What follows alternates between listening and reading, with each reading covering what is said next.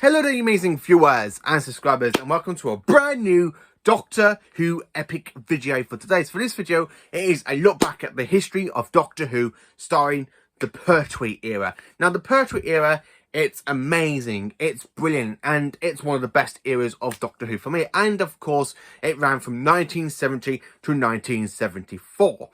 Literally from the 3rd of January 1970 to the 8th of June 1974, spanning over 5 series, 128 episodes in this era, and 24 stories. Yes, so over 24 stories of the Pertwee Doctor, of the 3rd Doctor.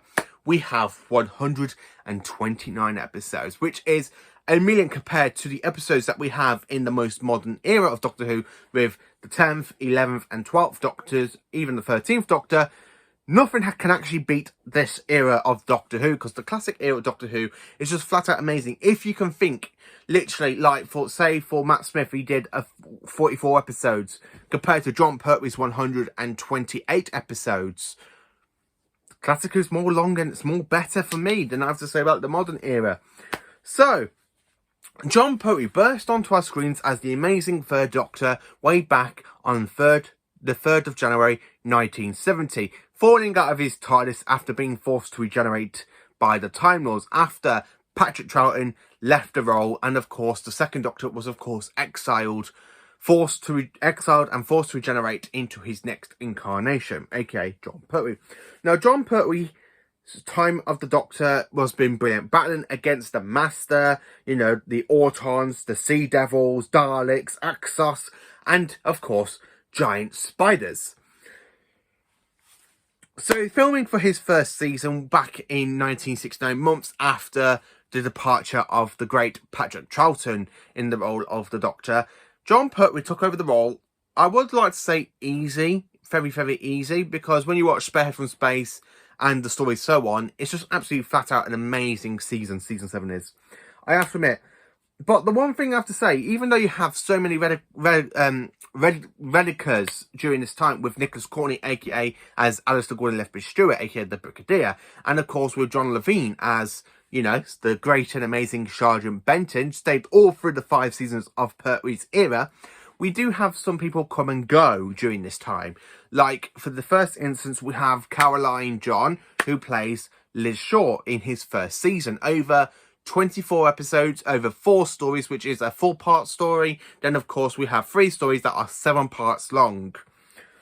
I don't know really why Caroline left the role as Liz Shaw, but I'm really gutted that she didn't stay for season 8. But I'm going to get to more of that point in another video. So, during this time, the 3rd Doctor battled against Autons, Silurians, you know, the Ambassadors of Death, I can't remember the creature's name, sorry. And of course, during this time, he also travels into a parallel universe, seeing the destruction of that Earth and then coming back into this universe to stop it from happening. Yeah, so during this time, the Pertwee era had a brand new show producer, aka Mr. Barry Letts, and of course, a brand new script editor named Terence Dix, who of course written some stories for Patrick Troughton, aka the War Games, and he becomes the script editor and Barry Letts. They've joined the whole new production team. Absolutely amazing stuff. These stories were flat out amazing in his first season. Then, of course, filming his next season, with season 7 worked so well being set Earth-based. They tried something new in this season, in season 8, Jon Pertwee's 2nd season as the 3rd Doctor. So, of course, during the season, we have the introduction to the Master, played by the one and only Roger Delgado. We also have newcomers of villains for Unit to fight, like Axos, the Mind Machine, and, of course, the Daemons. This season is absolutely brilliant because it sees the Master working with the Autons for the first time. We actually see the Master become viability when Axos captures him and captures his TARDIS, and he's there trying to make a plan for them to destroy the Doctor, but he forgets to tell them that he is also a Time Lord, and that the Doctor knows the secrets to time travel, technically, and the Axos wants to have that point, which is absolutely brilliant. And of course, this season also sees the first trip in the TARDIS for the 3rd Doctor since he was exiled, because the Master finds out about this doomsday weapon from the Time Lord's archives. And of course, when they see the Master knows this, they're like, oh, we have to send the Doctor to go and deal with the Master. We can't be bothered to do it ourselves. We'll just send the Doctor to deal with the renegade Time Lord known as the Master. Which they do, because they end up taking the TARDIS from Earth after the Doctor and Jo are inside. After the Doctor is just there trying to fix the utilization circuit. Which is absolutely brilliant, because you do have the Doctor trying to fix his demutation circuit, and the Time was like, oh, we'll just send the Doctor, we get the TARDIS, and it goes, oh, the TARDIS works. No, I don't want the TARDIS to work for the Time Lords. I want it to work for me, Jo. I absolutely do love Season 8. It's one of the best seasons of Classic Who. It is one of the best seasons, but not my favourite season, I'm afraid. Season 9 was so different to what we have in Season 8 and 7. Because now with the whole travelling to the future in the first story, aka the Day of the Daleks, the Doctor ends up getting a brand new dematerialisation circuit. So he can actually get the TARDIS working a little bit, not properly, not until we get to the Tom Baker era, and of course in seasons 10 and 11. But it works a little bit for the Doctor to have trips in the TARDIS, like to the planet Paladon, where he ends up encountering his oldest foes. The Sea Devil, the oldest foes, the Ice Warriors. Yes, the Ice Warriors were introduced way back in the Troughton era, which is going to become another video later on in this series. I absolutely have to admit, I really do like the Ice Warriors design in this one, because they have had a little bit of tweaking since 1968. I have to admit, this story has got to be one of the best stories for me, and I just absolutely enjoy Season 9. It also introduces us to one of my favourite villains that the Third Doctor has ever come across, the Sea Devils. Yes, it actually took Modern Who to get up to 2022 for the return of the Sea Devils, where this is the story that really got me so into the Sea Devils. I love Voices of It because it's the return of the Sea Devils. I just flipping love the Sea Devils. They're just absolutely amazing. This is our planet. I flipping just love the Sea Devils. The Sea Devils for me is iconic. It's brilliant. It's amazing. You can't get anything else apart from the Sea Devils. Then of course we do have two other stories, like the terrible mutant story, which you want to check out my review on that story, because I just don't like the mutants. And of course the Time Monster. Now, filming for season 10, now this was a very difficult time for the Third Doctor, because Jon Pertwee was literally filming his 4th season, and Katie Manning was also there to film her 3rd and final season as Jo Grant. So Jon knew that Katie was leaving the show. She was leaving the show, she was leaving Jo Grant, and she was moving on to other things. And of course, with the sadly timing death of Roger Delgado, the actor that plays the Master, sadly passed away while going to film a film in Turkey, and the taxi driver ends up basically killing himself and Roger Delgado by accident. Jon thought his time as the Doctor should come to an end in the next season. Season 10 now is the beginning. Well, I would say it's basically the beginning of the end. It's the beginning of the end for Jo Grant, because Jo Grant leaves at the end of this season. But season 10 sees the return of two fellow Doctors themselves. William Hartnell returns to the role as the first Doctor for the last time before he sadly passes away in 1975. And it also sees the first return of Patrick Troughton, the second Doctor since 1969. Now, this story is actually called The Three Doctors, and it is just one of the best multi-doc stories ever, and I will get to the ranking part of these stories, and you will see how I rank each of these stories at the end of, towards the end of this video. I just absolutely do enjoy Season 10, because Season 10 allows the Time Lords to forgive the Doctor. They give him back his freedom to travel through time and space, and of course, after he goes to the kind of the monsters, and then of course, he goes to encounter the Master once again, and for the last time in his 3rd incarnation, sadly, because Roger Delgado did pass away after the broadcast of this episode, well, this 6-part story. And of course, we have the Daleks, and then of course, the final adventure with the Doctor and Jo is against giant maggots, against global chemicals. And of course, Jo does end up falling in love with Professor Jones, and she gets engaged, leaving the Doctor to drive alone in Bessie. Very, very sad. Now, season 11, it is definitely the beginning of the end for the third Doctor. So this beginning of the end, we see a new introduction to the cast, aka with Elizabeth Sladen playing Sarah Jane Smith, who becomes one of the fellow companions to basically become so popular that she stays for the most of the Tom Baker era, and she returns in the modern era with the 10th Doctor, have her own spin-off where she meets the 11th Doctor. And of course, she also returned for the 20th anniversary special, The Five Doctors. Season 11 is definitely the beginning of the end for Jon Pertwee's third Doctor, and of course the beginning of the end for UNIT, because the UNIT aren't very seen until around about season 13. So 2 seasons later, that's the end of UNIT until they return in 1989 story Battlefield. It's the end of UNIT after the invasion of time, and basically the Seas of Doom for Tom Baker's Doctor. But much more point when we get to the next into the Tom Baker era of this series.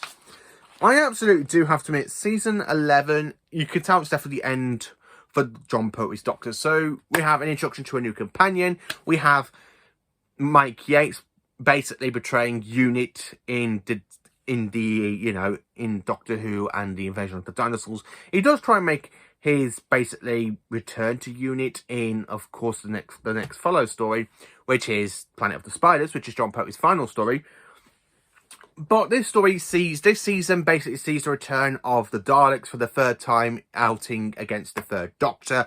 We also have the introduction story to a brand new alien race known as the Santarans, and this story is known as the Time Warrior, set in the middle, well, in our kind of dark history pattern in the Middle Ages, where one Santaran ship basically crash lands and a Santaran known as Lynx is born. Yes, these monsters were created by one of the best Doctor Who writers, as we all know, Robert Holmes, or Bob Holmes, people like to call him. I absolutely did enjoy watching season 11. It's not my favourite series of the third Doctor, I'm sorry to admit. I don't really care for the titles. I actually prefer his first titles that we see from season 7 to 10. But his new titles, I think they get so much better. Follow on with the next Doctor, played by Tom Baker. So what can I say about this season that's brilliant?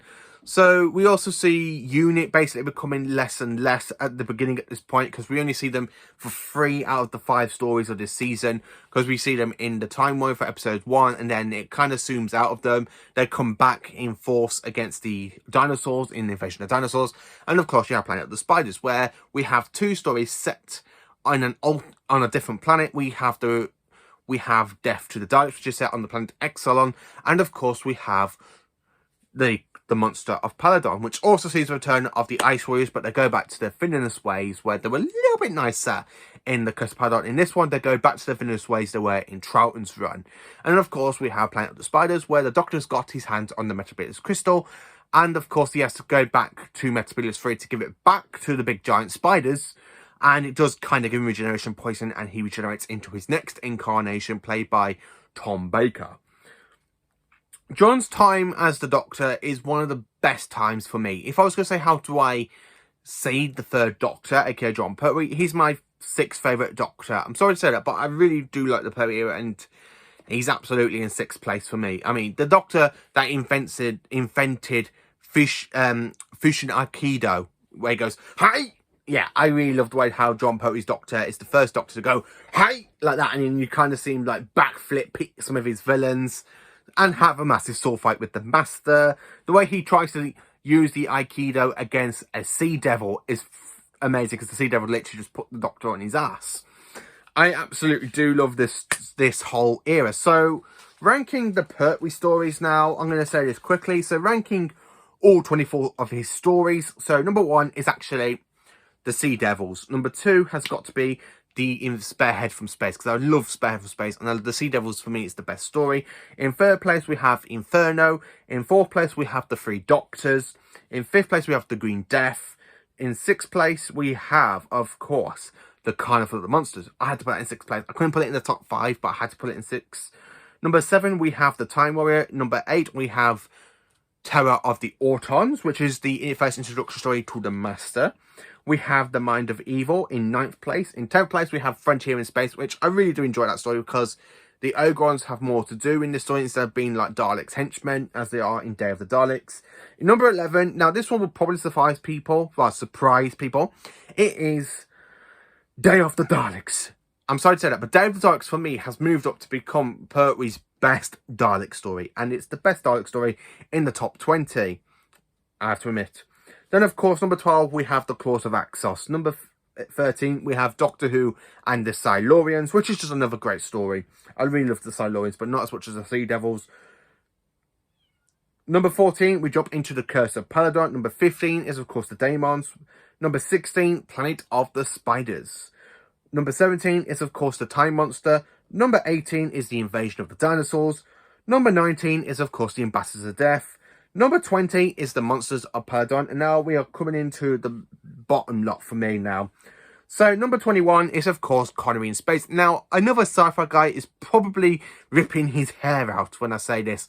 Yes, in 21 place, it's Connery in Space. I just physically do not enjoy Connery in Space as he does. He thinks, I don't know what he thinks of it. I think he says it's a masterpiece. For me, it's not really a masterpiece. I just physically do not enjoy this story. Because not only episodes 1 to 3 is so boring, the Master really makes an appearance in episodes 4 to 6. Number 21 is Death to the Daleks. Not as good as Day of the Daleks, because that one has grown on me a lot, but I love the special edition of Day of the Daleks. So we have Death to the Daleks. Number 23 is, of course, Planet of the Daleks. This was, at one point, my favourite Pertwee Dalek story, but it's kind of moved down since Day of the Daleks have really moved up for me. And then, of course, the final story in 24th place is, of course, The Mutants. And that is me ranking every single one of these stories, all 24 stories, out of the Pertwee era. And of course, I hope you enjoyed this brand new series. This is the start of a brand new product, which will become a monthly thing. So stay tuned for next month, where you kind of see episode 2 of this series, where you have no idea what is going to happen, do we? I'm not going to say which era I'm going to be talking about in the next month, because I want that to be a surprise for you amazing viewers. So, spoilers on that one. So, let me know in the comments, what do you think of the Pertwee era? Is it one of your favourites? Is it not one of your favourites? Let me know. Please do like, subscribe, share, and join for a fantastic Doctor Who series. Now, I absolutely love this series, this era. This era is just flat out amazing, the Pertwee era. So, thank you for watching, and have a cracking day, you amazing viewers and subscribers. And join me for next month for when we talk about episode 2 of a look back at the history of Doctor Who. Stay tuned.